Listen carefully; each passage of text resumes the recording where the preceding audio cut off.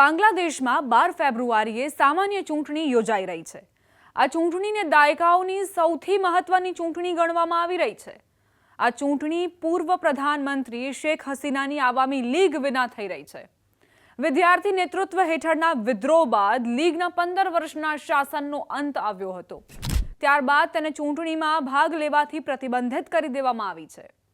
Nobel પુરસ્કાર વિજેતા મોહમ્મદ યુનુસના નેતૃત્વમાં ઓગસ્ટ 2024થી બાંગ્લાદેશમાં વચગાળાની સરકાર છે। એક વિશેષ અદાલતે પ્રદર્શનકારીઓ પર હિંસક કાર્યવાહી માટે શેખ હસીનાને મૃત્યુદંડની સજા સંભળાવી છે। હાલમાં હસીના બાંગ્લાદેશ છોડીને ભારતમાં છે। બીજી તરફ તેમની પાર્ટી પર રાજકીય પ્રવૃત્તિઓમાં ભાગ લેવા પર પ્રતિબંધ મૂકવામાં આવ્યો છે। બાંગ્લાદેશના 12 કરોડ 70 લાખ જેટલા મતદારો દેશની એકમાત્ર એક ગૃહીય વિધાનસભાવાળી સંસદના 350 સભ્યોને ચૂંટવા માટે મતદાન કરી શકે છે।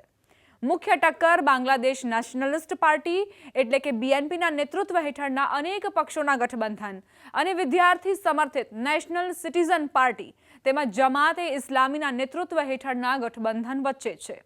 નેશનલ સિટીઝન પાર્ટીનો ઉદય 2024ના તે આંદોલન બાદ થયો હતો, જેના કારણે અગાઉ શેખ હસીનાની સરકાર ઉથલી ગઈ હતી। ખાસ વાત એ છે કે આ ચૂંટણીમાં મતદાનની સાથે સાથે આખા દેશમાં જનમત સંગ્રહ પણ યોજાશે। મતદારો જુલાઈ રાષ્ટ્રીય ચાર્ટર પર પણ નિર્ણય લેશે, જે બાંગ્લાદેશની રાજકીય વ્યવસ્થાને નવું રૂપ આપવા માટે તૈયાર કરવામાં આવ્યું છે।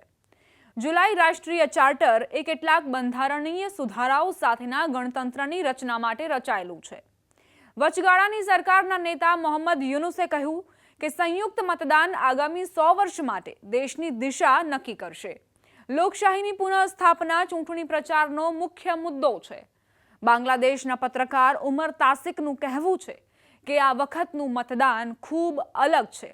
ખરેખર દેશમાં 2 ચૂંટણી થઈ રહી છે, જેમાં એક છે જનમત સંગ્રહ અને બીજું છે નેતાઓને ચૂંટવા માટેનું મતદાન। જનમત સંગ્રહ બાંગ્લાદેશના નાગરિકો માટે તદ્દન નવું છે, જેમાં ઘણા બધા સવાલોના જવાબ હા અથવા નામાં આપવાના છે। પૂર્વ વડાપ્રધાન શેખ હસીનાએ ચૂંટણીની ટીકા કરી છે, તેને ભેદભાવથી ભરેલી અને ગેરકાયદેસર ગણાવી છે। બાંગ્લાદેશ અને ભારતના સંબંધો પર સંભવિત અસરને લઈને પણ ચૂંટણી પર ખાસ નજર રાખવામાં આવી રહી છે। બાંગ્લાદેશે ભારત પાસેથી હસીનાના પ્રત્યાર્પણની ઔપચારિક માંગણી કરી છે। આના કારણે બંને દેશોના સંબંધોમાં તિરાડ પડી છે। ભારતે બાંગ્લાદેશમાં હિન્દુ લઘુમતીઓની સુરક્ષા અને તેમની સાથે થતા વર્તન અંગે ચિંતા વ્યક્ત કરી છે। વિદેશ મંત્રાલયના પૂર્વ સચિવ સંજય ભટ્ટાચાર્યએ જણાવ્યું કે બીએનપી આંદોલનનો ભાગ હતી, પરંતુ પાકિસ્તાન સાથે ગાઢ સંબંધ ધરાવે છે અને ચીન સાથે પણ નજીકના સંબંધો છે। ઇસ્લામિક સંગઠનોમાં જમાત અને અન્ય સંગઠનો સામેલ હતા।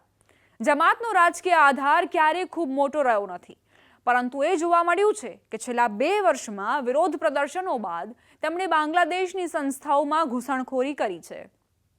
તેથી ભારત પ્રત્યે તેમના ઈરાદાઓને ખૂબ સાવચેતીથી જોવાની જરૂર છે।